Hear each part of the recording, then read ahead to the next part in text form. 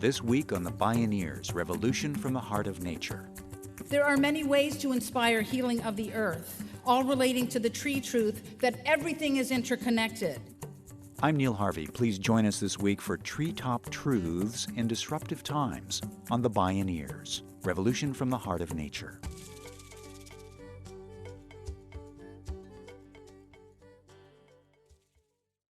We Bioneers hover at an epic moment of environmental disruption and environmental healing. We've come to this amazing conference in San Rafael to seek truth that will lead to the visions and actions that we need for that healing. I believe that truth may be found in trees.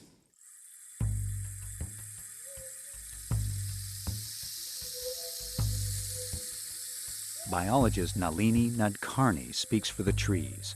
She's part of a new wave of scientists uncovering the previously unexplored wonders in the treetops, the forest canopy between earth and sky.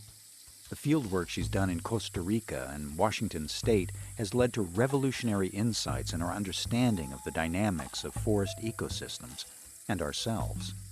Her passion and sense of urgency have moved her to climb far past the world of science to inspire and enlist people from all walks of life, bearing timeless lessons from nature for ecological and social healing.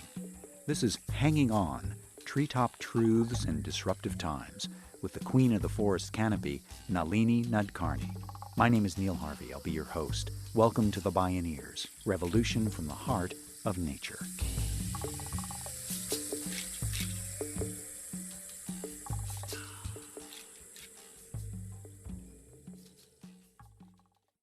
Trees actually represent many truths. As a scientist, trees are known as a perennial woody plant having a main trunk and a distinct crown. To a poet, a tree literally means truth, the Old English word troth, which means something that is deeply rooted, something that has a strong trunk, something that sweeps the sky. I'm sure that you have your own truth about what trees mean. Many of you probably have a favorite tree, one that you might have climbed as a little kid or planted when your father died or when your daughter was born. And I'd like to invite you to just take a moment to imagine your tree, that tree, and to consider the values that it represents to you. A sense of place, a place to play, fruit, shade. I had a favorite tree that I climbed as a child. I was one of 5 children in a mixed family. My dad was from India, a scientist, a Hindu. My mother was from Brooklyn, New York, a language teacher, and an Orthodox Jew. So, yes, curried bagels were our signature dinner in our family. But it was this sort of loving and somewhat chaotic and confusing family. It was in that I found the strength of trees, that they held me in their limbs, held me aloft safely. This love of trees in my childhood led to a scientific study of forests, specifically the forest canopy. I sought truths, ecological truths of the interactions of plants and animals that live in the treetops. Until 30 years ago, the forest canopy was called the last biotic frontier, the plants and animals almost unknown.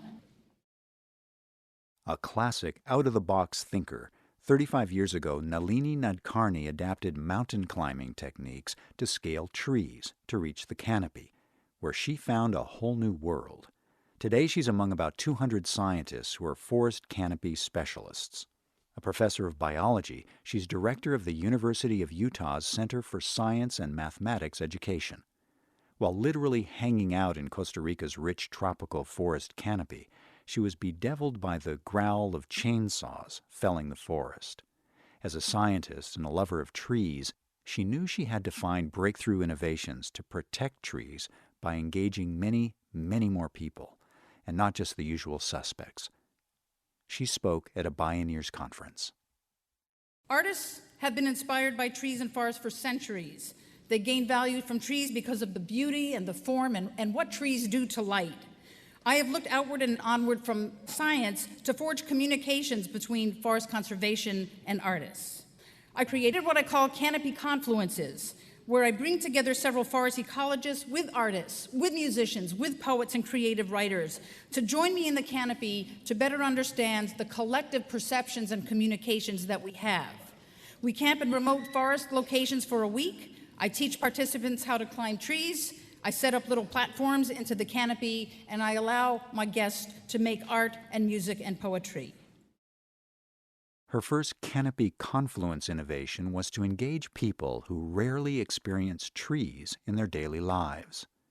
Inspiration struck her while climbing Washington's 14,500-foot Mount Rainier. She saw so many different kinds of snow that she started naming them just for fun. She later Googled Inuit to find a few people from the Northland who have never seen trees to help her gain new perspectives and fresh insights about trees. So she invited 2 Alaskan Inuit natives to the temperate rainforest of Washington, a teacher, as well as an artist named Brian Arulilak from a snow and ice-covered village in the far north of Canada. So we flew them down. They had never seen trees before. First thing we asked was, how many words for the word snow you got? And they went on and on and on and on. And then we said, well, what's your word for tree? And they went, well, it's nabaktuk, which means pole. Well, no. What's your word for forest? Well, that's nabaktuk juit, which means many poles. And so Brian at first did nothing but sort of Inuit art, ice fishing, polar bears, that sort of thing. Finally, we said, look, Brian, why don't you just make us a picture of a tree? That's really what we want. So he drew this very pole-like tree, but then in front of it, he drew this stone cairn. And when we asked him what that was for, he said, we don't have trees in our native tundra, but we use these stone cairns to guide our way. They are our pathfinders. And I made the stone cairn to show you that now, after living here for 7 days, I understand that trees are your pathfinders.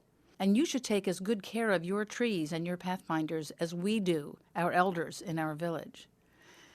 And when Brian said that, this was around the campfire, we were all listening, all of us just about fell apart, because here was a guy who didn't hardly have a word for the word tree, had never seen a tree, and yet in just a week of living with and sleeping under and talking about and climbing trees, he came to understand the profound nature of the relationship between trees and humans.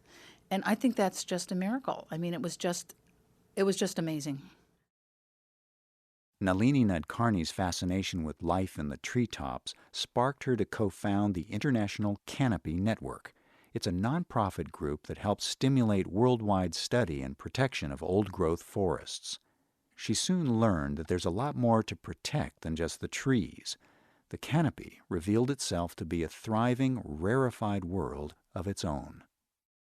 If you go 100 yards up into the forest canopy, you climb up there with the mountain climbing techniques, or you swing around on a construction crane to get into the canopy, you're in a completely different world because there's no shade up there. This is an exposed habitat. It's like the atmosphere of an open field.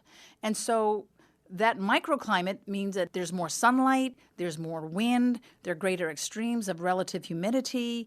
And in addition to that, the architecture of trees, it's not a solid surface. It's not like this floor where you can just walk anywhere on that floor. Well, just imagine yourself as a butterfly or a caterpillar or a monkey or a bird, and you have to, if you want to go from one branch to another, you have to cross this open space 100 feet above the forest floor to get to the next safe site.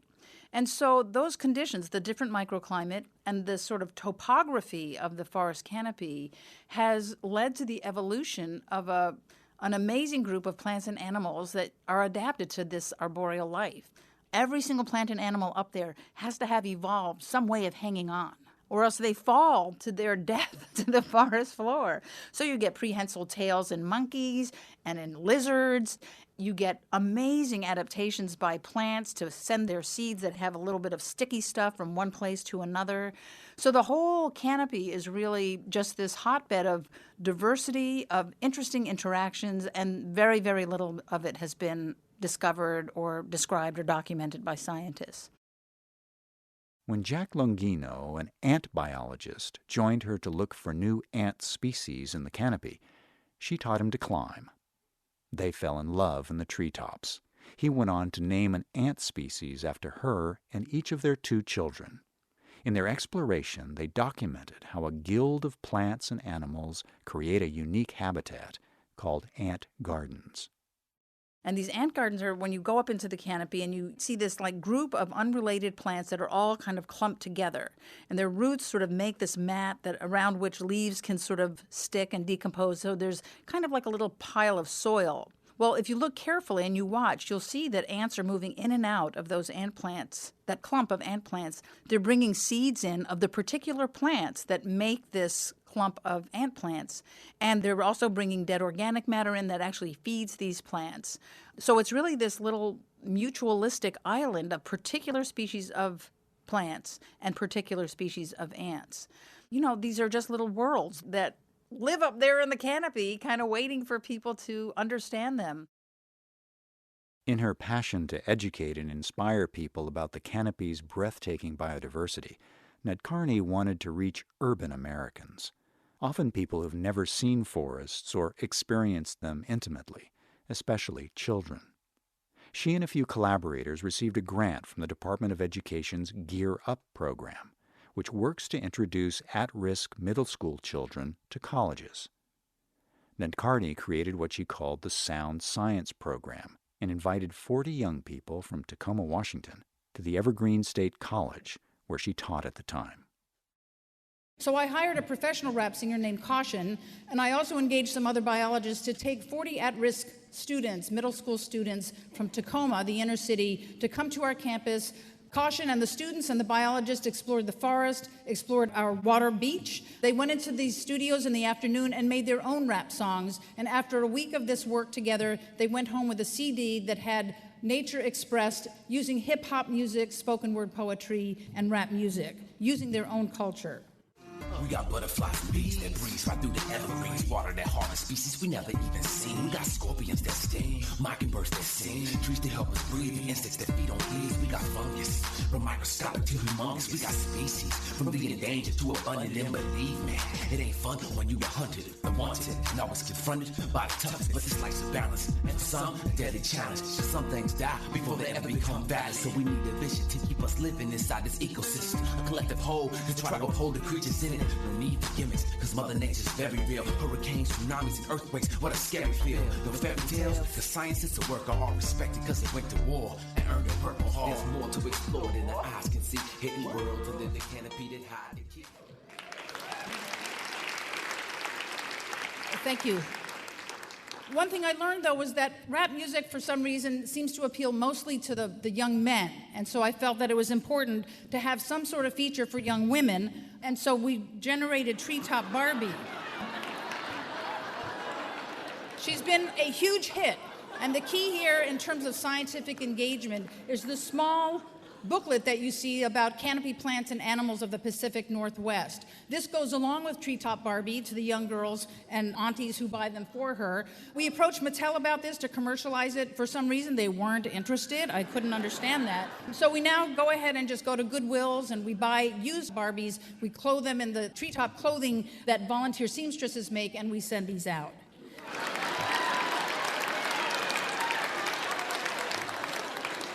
We're working on ground support Ken, but for some reason he's not quite as popular, so that needs a little work. To see photos of Treetop Barbie and ground support Ken, go to www.bioneers.org. Supported in part by a prestigious Guggenheim Fellowship and funding from the National Science Foundation and National Geographic, Nalini Nadkarni was determined to amp up her science education to the public and to people with little connection with trees. She could hardly have imagined that it would lead her to advance science and heal the wounds of incarceration at the same time. More on that when we return. This is Hanging On, Treetop Truths for Disruptive Times. I'm Neil Harvey. You're listening to the Bioneers, Revolution from the Heart of Nature.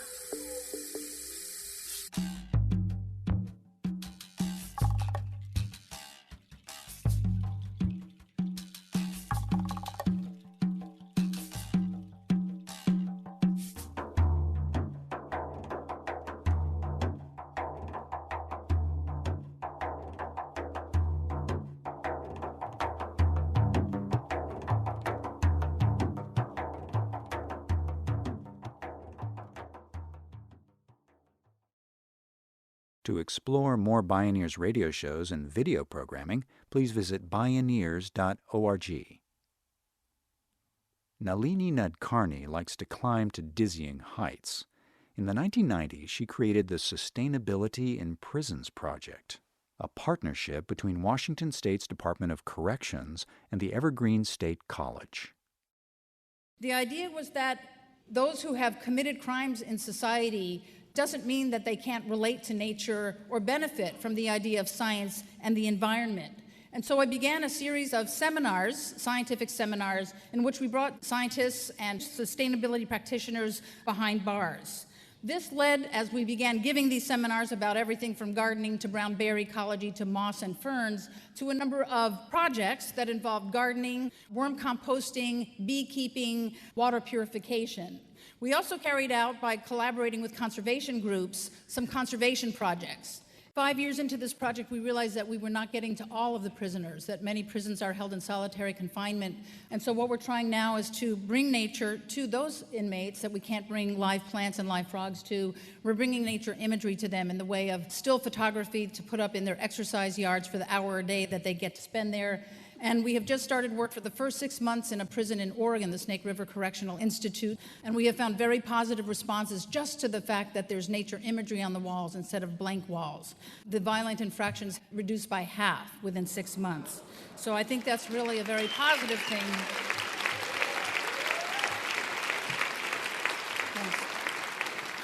I think it shows us the power of nature, actually, in terms of being able to have that sort of a response. The Sustainability in Prisons program was so successful that it expanded to 12 prisons in Washington. The National Science Foundation then funded a conference to take the program national. It's saving a lot of resources and money and lives. But for Nalini Nadkarni, it's about far more than that. It's why her team has named the initiative OTC, Opportunity to Contribute. People's strongest motivation was to contribute to healing the earth. In her ongoing quest to find breakthrough ways to reach people who are unaware or indifferent to nature or trees, Nalini Nadkarni always looks to the trees themselves for guidance. And so what I learned is that moving my gaze solely from science elsewhere, upward and outward, I might find answers to this obstacle of communicating the importance of science and the environment. Like the trunk of a tree, these problems are gigantic. They're deeply rooted, they're enormous, and they're resistant to change. But if I look upward and outward to the twigs, I realize that actually this tree does move. It is a dynamic entity. And so to document and explore this movement, I turned trees into artists. I tied paintbrushes onto the tips of twigs, held up paper, timed this for 2 minutes, and found that these trees were moving. They could create art. Being a scientist, of course, I had to find out how much they moved. I simply marked out the segments, added them up, multiplied the amount of movement or segment length by the number of twigs per branch, the number of branches per tree, the number of minutes per year, and I was able to come up with a number of how far a single Douglas fir tree had moved in a year. I'm sure you all have a number in your mind. I'll give you the answer, which is 186,540 miles. And although we laugh, we have to realize that by shifting our attention from the immovable obstacle of the trunk to the dynamic movement of the twigs and the leaves, we can actually realize that that tree moves 7 times around the world. In trees, everything is connected. The trunk connects to the branches, to twigs, to twiglets. So if I can connect my ecological values of trees that I learned from my scientific research to other values that society has, I might have a chance to raise awareness and a sense of stewardship far beyond science and scientists. Nalini Nadkarni always heads for higher ground. When she learned that over 80% of people globally identify themselves as religious or spiritual, a higher proportion than those who identify with environmental values, she decided that linking religion and spirituality with trees and conservation was another high branch to reach for. I decided to read the scriptures, the holy scriptures of the world's religions, to see how trees are portrayed in them. I began with the Old Testament, and found on the very first page that there are two very important trees, the tree of life and the tree of knowledge of good and evil. And when I actually went and downloaded the Old Testament from the internet and did a search for the words tree and forest, I found that there were 328 references to those two words. Being a scientist, I categorized those verses, and I saw that they relate to really everything, every human endeavor that culture regards. So I did the same thing with the Talmud, the Quran, the Gita, and Buddhist stories, and I put together a sermon that I then offered to a number of churches and temples. The Unitarians were the first ones who let me into their pulpit. But that was followed by Baptists, by Catholics, by Presbyterians, Buddhists, Jews, and so forth. I've also been reminding the congregants that there are a number of trees, almost always, that grow upon the grounds of the church itself. So my students and I are now creating small booklets in which we map and document the trees on the church grounds to remind them that it is not only the interior of the tree that is sacred, not only the cross of Christ, not only that six-sided star, but it's the trees, the worms, the beetles, and everything else that lives on that churchyard and around that churchyard that we should hold in sacred regard.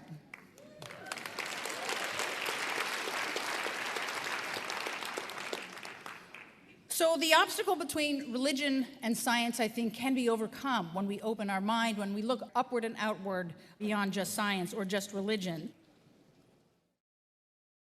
Nalini Nadkarni's social entrepreneurship and public education projects became so far-reaching that making the deep time necessary to keep pursuing her own scientific exploration got a lot harder. As global environmental disruption escalates, she knows time is of the essence. Hope to me is when I talk to a prisoner who's excited about raising frogs, and I go, oh, that's so fantastic, you know. Or one of these inner city kids who changes from I hate science to I think science might be an okay to think about. So there's hope that fuels me, it provides me with energy, it makes me want to go on to the next project. And then there's despair, just visiting these prisons and seeing the intensive management supermax units and seeing these human beings really in cages and thinking, well, my project isn't going to be able to solve this situation with 2.3 million incarcerated men and women in the United States. I mean, I'm just not doing anything, really. So I have to figure out how not to be blown from one direction to another. I think my family roots me. I have a wonderful husband and these two great kids now off to college and so forth, so they're not at home. But the sense of family and friends and community is very, very much a stabilizing force. And also going into nature. When I do get to go walk or go on my solo hike once a year into the Pacific Northwest for 5 days or go to my field site in Costa Rica or the Olympics, climbing those trees, it's just like when I was a little kid. This is my place. This is safe. This is away from the chaos. This is where I belong. And those times, those moments, that sensation, the smells and the feel and the sound of the wind in the leaves, that's what sort of makes me be okay about maybe being not so able to achieve balance between despair and hope, but to avoid imbalance. There are many ways to inspire healing of the earth, all relating to the tree truth that everything is interconnected, that trunks join to branches, join to twigs, and join to twiglets. To remove obstacles, we can think about our own values, our own ways of relating to the world, and link those values of ecology and the environment to whatever it is that we encounter. I have used trees, and that has been a rich arena for me to reach out. But many other values are out there waiting to be linked, like a young tree with branches and roots reaching out. The truth of trees is all around us. We can remember what they teach us because they are always here. Not just here in a forest or here in the parking lot, but we ourselves are trees. You and I have a trunk. We have limbs. We have a crown. And more than that, we have trees within us. The bronchia of our lungs are trees. The neurons in our brains are trees. And most of all, we hold trees in our hearts. When we connect with the trees and other parts of nature, we connect with the deepest and most important parts of ourselves. Each time we see a tree, outside us or within us, we can remember that they reflect the truth, the troth, something deeply rooted, something with a strong trunk, something that sweeps the sky. Thank you.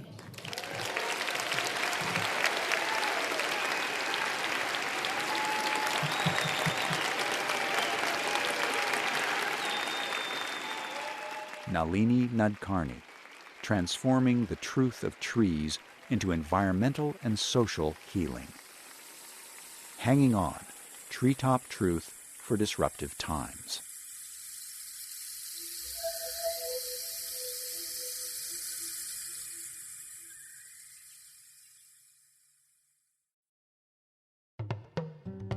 You can explore more Bioneers radio shows and video programming online at bioneers.org. For information on attending the National Bioneers Conference and Bioneers events in your area, please visit bioneers.org or call 1-877-BIONEER. The Bioneers, Revolution from the Heart of Nature is a production of Bioneers and Collective Heritage Institute. Executive Producer, Kenny Ausubel. Written by Kenny Ausubel. Senior Producer, Neil Harvey. Managing Producer, Stephanie Welch. Distribution is by WFMT Radio Network. Interview Recording Engineer, Jeff Westman. Our theme music is taken from the album Journey Between by Baka Beyond and used by permission of Hannibal Records, a Rykodisc label. Additional music was made available by Sounds True at soundstrue.com. For more music information, please visit radio.bioneers.org. The opinions expressed in the Bioneers Revolution from the Heart of Nature radio series are those of the presenters and are not necessarily those of Bioneers and Collective Heritage Institute, the underwriters, or this radio station. My name is Neil Harvey. Thank you for listening. I invite you to join the Bioneers in inspiring a shift to live on Earth in ways that honor the web of life, each other, and future generations. This is program number 0114.